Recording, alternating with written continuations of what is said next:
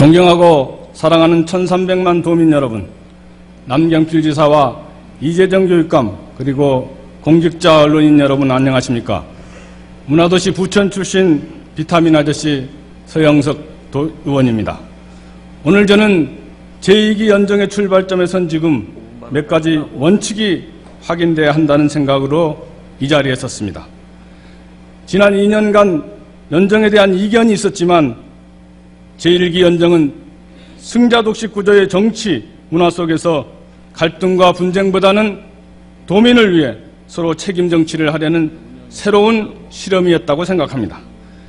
그러나 한편으로는 양당 구조 속에서 또 다른 형태의 나눠먹기식 정치는 아니었는지 되짚어보아야 한다고 생각합니다.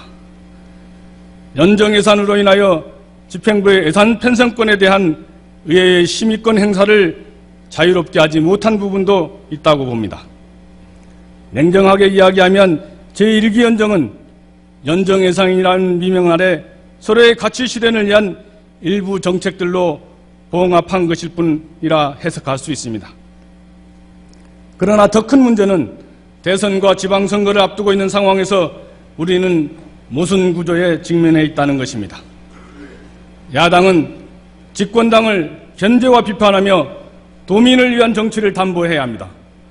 따라서 야당의 도민을 위한 날선 비판은 무뎌지서는 안 될 것입니다.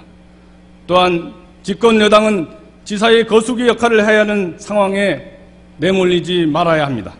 그럼에도 불구하고 갈등에만 익숙한 한국 정치에서 이러한 연정의 정치 실험에 대해 국민들은 관심과 호응이 있었고 그 결과물은 남지사의 성과물로 고스란히 활용되고 있습니다. 누리과정 예산 사태에서 보듯이 도지사의 정치적 이해관계를 간절시키기 위해서 의회를 통해 본회의장을 점거했으며 준예산 사태와 예산 부동의를 강행했습니다.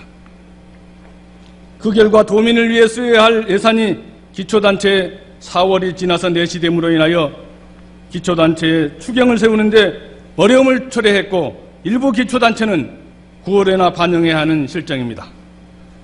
또한 사회통합부지사를 통하여 인사권과 예산 편성권에 대해서 일정 부분은 권한을 배분하는 시도가 있었지만 실질적인 권한을 행사하는 데는 한계를 가지고 있었으며 예산 편성의 독자성을 확보하기에는 사실상 어려움이 있었습니다.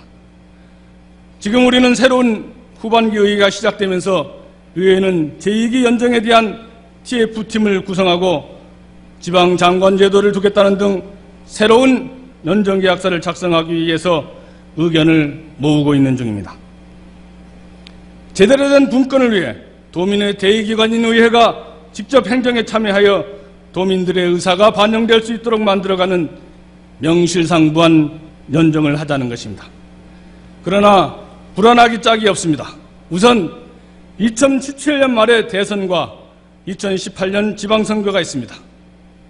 모든 정치 세력은 날선 대치를 통해 정권을 잡기 위한 경쟁을 하게 되어 있습니다. 뿐만 아니라 각 당의 대선 후보가 대선 6개월 전에 결정된다고 보면 실질적인 준비는 이번 각 당의 전당대회가 끝나면 시작된다고 보아야 하는데 대권을 준비하는 도지사와 어떻게 연정을 할 수 있습니까? 연정의 결과물 중에 하나로 우리는 공공기관장에 대한 인사청문회를 하고 있습니다. 그때의 의회는 후보 검증 과정에서 정치에 출마할 생각이 있는지를 묻습니다. 주어진 일을 잘 할 수 있는지에 대한 진정성을 묻기 위한 것입니다. 남경필 도지사도 예외일 수는 없습니다. 경기도지사만 되면 대권에 도전하겠다는 바람 때문에 도민들의 고민도 깊어지지 않을 수 없습니다. 마음이 콩밭에 있는 지사와 연정을 이야기하는 것이 있을 수 있는 것입니까?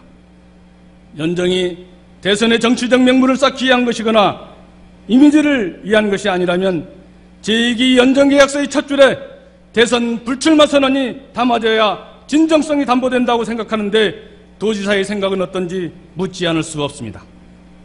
뿐만 아니라 그동안 연정을 위한 제도적인 노력은 무엇이었고 안정적인 연정체계를 위해 어떤 제도적 대책을 만들 것인지도 명확히 밝혀야 한다고 생각합니다. 도민을 위한 연정은 대선을 위한 이미지용이 아니라 도끼로 바늘을 만드는 마부닥침의 자세로 최선을 다해 임할 때 가능할 것입니다. 끝까지 경청해 주셔서 감사합니다.